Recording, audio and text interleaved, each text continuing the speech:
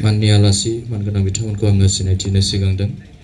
गिबियाव संसाराव गोजोन सुदेम बारा बारलांथों आफा अबं गसाइ अबं गसाइ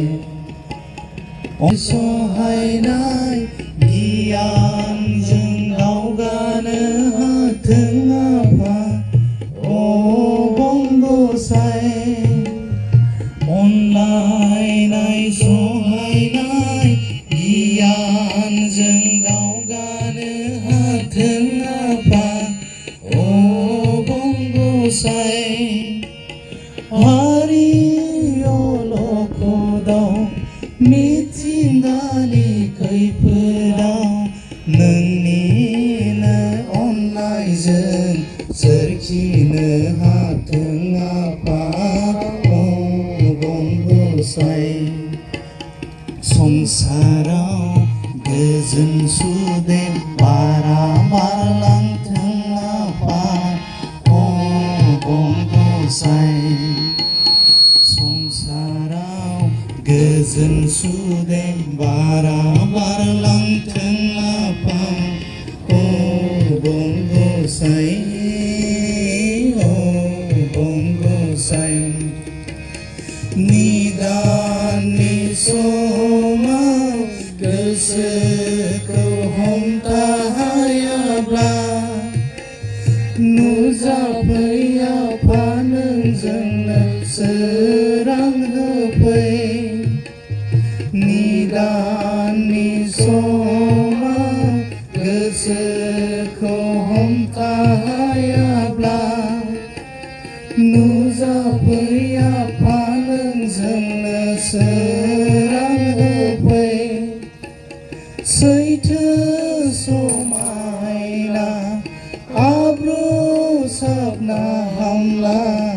अरायबो दिदोमै थाबाय थाथों आफा अबं गसाइ गोजोननाय थाबाय आरो बे समाव गोजोननाय थाबाय आरो जोंनि गेजेराव दङ गोजोननाय थाबाय आरो जोबोद गोजोननाय थाबाय जोंनि गेजेराव गोजोननाय थाबाय आरो जोंनि गेजेराव दङ क'क्राझार जिल्ला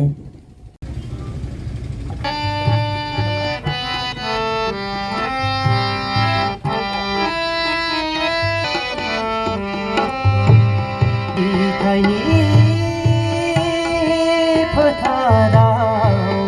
नोंनि जिउआ नंखाय नङामोन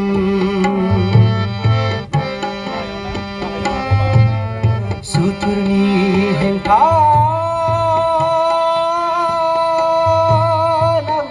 नांनायाव नोंनि जिउआ नंखाय नङामोन सुथुरनि हेंथा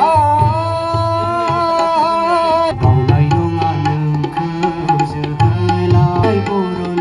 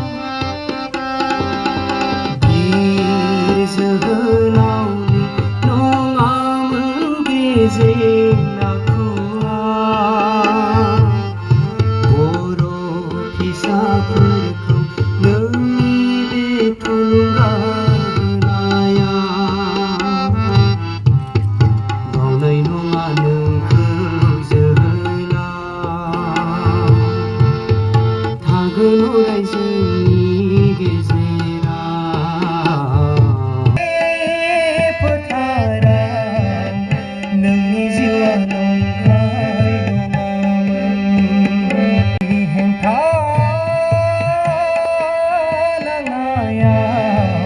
बर' फरायसा आफादनि सुबुं फोनांजाब नेहाथारि सम्राट ब्रह्म बर' समाज क'क्राझार जिल्लानि मुंदांखा आफादगिरि लोगोसे जोंनि सफैनो हानाय टिचार एस'सियेसननि नेहाथारि दुलाराय बर' फरायसा आफादनि बारग' बुंथिगिरि जनाब जोरसोर लोगोसे जोहोलाव मुलुगसोलोंसालि बान्था मोनगिरि गुणबती बसुमतारी बायद' लोगोसे जोंनि गेजेराव दङ हारिमु बिथिंखौ दैदेनबोनाय बारलाम्फा नार्जारी मानव गेदेर बिथांखौ बिबार बावनो थाखाय गुरै खावलायबाय लोगोसे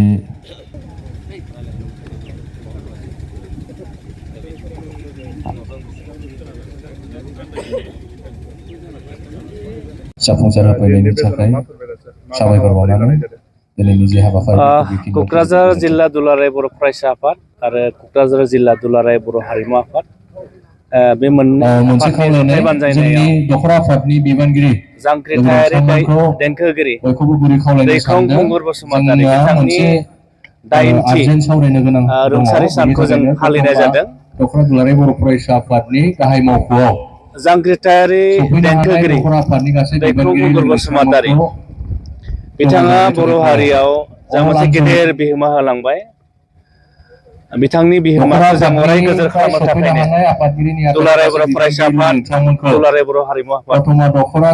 जोङो बिथांनि जे गिदिर अबदान बेखौ जों अराय गोजोर खालामनो थाखाय दिनैनि बे रुंसारि सानाव जोङो बिथांखौ गोसोखांदों।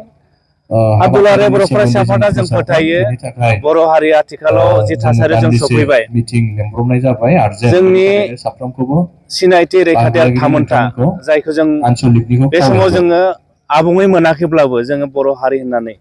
थांना थानायनि जि मोन्थायखौ जों मोनदों बेनि गुदियावनो दङ जांख्रिथायारि देंखोगिरि दैखं खुंगुर बसुमतारी बिथांमोननि गोब्राब नाजानाय बिथांमोननि बावसोमनाय बिनि थाखायनो दुलाराय बर' फरायसा आफादा बिथांनि जि बिहोमा बेखौ जों गोसोखांदों आरो जों फोथायो बिथाङा बर' हारियाव जि गेदेर बिहोमा होलांबाय जि मोनसे ग्रेट कन्ट्रिबिउसन बेखौ जों अराय गोजोर खालामनो थाखाय दुलाराय बर' फरायसा आफादा दुलाराय बर' फरायसा आफादनि जि बोसोरसालियाव जथुमा जायो जों बोसोरनैनि उनाव मोनसे बोसोरसालियाव जथुमा जायो बेवहाय जोङो जोंनि उन्दै उन्दै जाखांबोनाय लाइमोनफोरखौ मेथाइनि गेजेरजोंबो गावनि आथिङाव गसंनायनि जि थांखिखौ लानानै जों देंखो मो से नै थाम जोङो बादायलायनाय होयो बर'नि देंखो बेवहाय दैखं खुंगुर बसुमतारीनि जि गेदेर बिहोमा बेखौ गोजोर खालामनो थाखाय जों बिथांनि मुङाव देंखो मो से नै थामखौ जोङो बावनाय जादों आरो मिजिंथियो फैबाय थानाय समाव दुलाराय बर' फरायसा आफादा बड'फा उपेन्द्रनाथ ब्रह्मनि जि सिमां आरो बर' हारिखौ बुहुमाव मोनसे आबुं माहारि महरै दाफुंनायाव जि जों थांखि मावथांखिफोर लादों बे थांखि मावथांखिखौ जोङो जांख्रिथायारि देंखोगिरि दैखं खुंगुर बसुमतारी बिथांमोननि जि गेदेर अबदान बै अबदानखौ लानानै बिथांमोननि जि बिहोमा बेखौ जों मोनसे इन्सपिरेसन हिसाबै लानानै दुलाराय बर' फरायसा आफादा अरायबो बर' हारिनि थाखाय जोङो खामानि मावलांगोन होननानै जोङो मोनसे थांखि लानाय जादों। जांख्रिथायारि देंखोगिरि दैखं खुंगुर बसुमतारीनि गोजोन जिउमाया जों सोरगोआव अराय आलो गोजोन थायो आं बिनि थाखाय आनान गसाइनाव आर'ज गाबबाय आरो बे समाव आङो गासै बर' माहारिखौनो गासै बर' सुबुंखौनो जांख्रिथायारि देंखोगिरि दैखं खुंगुर बसुमतारीया जोंनो जि गेदेर बिहोमा होलांबाय बिथांनि बिहोमाखौ अराय गोजोर खालामनायाव बयखौबो आङो खामानि मावनो थाखाय आं दिनैनि हाबाफारिनि गेजेरजों बयखौबो आं खावलायहरनाय जाबाय। बिथांनि मेथाइफोरखौ संरैखा आरो फुवारै फेहेरनायनि बेलायाव माबाफोर हाबाफारि लादों? जोंहा मोनसे थांखि दंखायो जे जांख्रिथायारि देंखोगिरि दैखं खुंगुर बसुमतारीया जि गावनि मिलौहाब देंखोजों बर' हारिखौ गावनि सिनायथि रैखाथि थामोनथानि थाखाय बिथाङा फोजाखांलांबाय आरो बिथाङा जि मोनसे नेसनेलिज्म बर' माहारियारि बाद बेखौ बिथाङा जोंनो होलांबाय आरो बिथांनि जिफोर सम जोरनाय मेथाइ जायखौ बिथाङा जोंनो होलांबाय बिथांनि मेथाइफोरखौ जोङो सुजुनानै लेखा बर'नो थाखाय दुलाराय बर' फरायसा आफादा जों मोनसे थांखि लाखानाय जादों आरो बे खामानिया अलरेडि जों मावबाय थानाय जादों आरो मिजिंथियो बिथांनि मेथाइफोरनि गेजेरजोंनो फैबाय थानाय जेनेरेसना आरोबाव बर' हारिनि राव थुनलाइ जोंनि जि हारिमु जोंनि जि राव बिजों बेखौ संरैखा खालामनायाव बेखौ जौगाहोनायाव जोंनि जेनेरेसना जथेस्थ' इन्सपिरेसन मोनगोन होननानै दुलाराय बर' फरायसा आफादा जों फोथायनाय दङ आरो बेनि थाखायनो बिथांनि जायखिजाया बिहोमाफोरखौ जों अराय गोजोर खालामनो थाखाय दुलाराय बर' फरायसा आफादा माब्लाबा जों फावसायनाय नङा। बिथांनि मांखरसालि बेनि थाखाय अलरेडि मोनसे प्रजेक्ट बानायनानै बिटिसि सरकारनो जोङो बेखौ होखानाय जादों आरो मिजिंथियो आथिखालाव प्रमद बर' दैदेननाय जि बिटिआर सरकार थाबैनो बिथांमोना बेखौ मोगथां महराव आबुं महर होननानै जों दुलाराय बर' फरायसा आफादा जोंहा मोनसे फोथायनाय दङ। बे बोसोरनि